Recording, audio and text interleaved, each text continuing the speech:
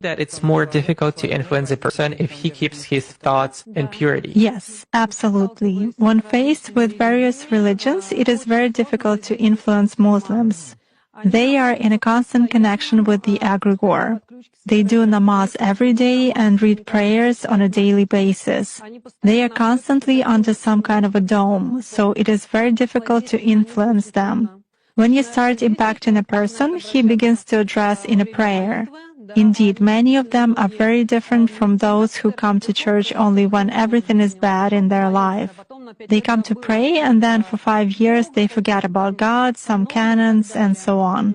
Muslims, as a rule, passionately believe and passionately give energy to their egregore, and this egregore protects them very well. That's why it is very difficult to work to make any kind of influence on a true Muslim believer.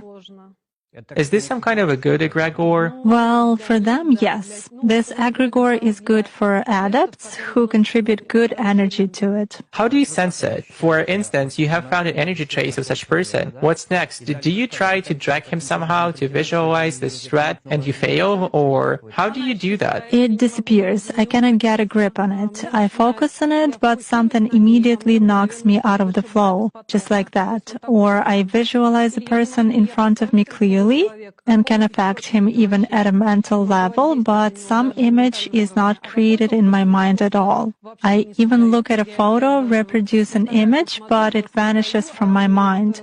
Thus, I can clearly see that a person is covered with something.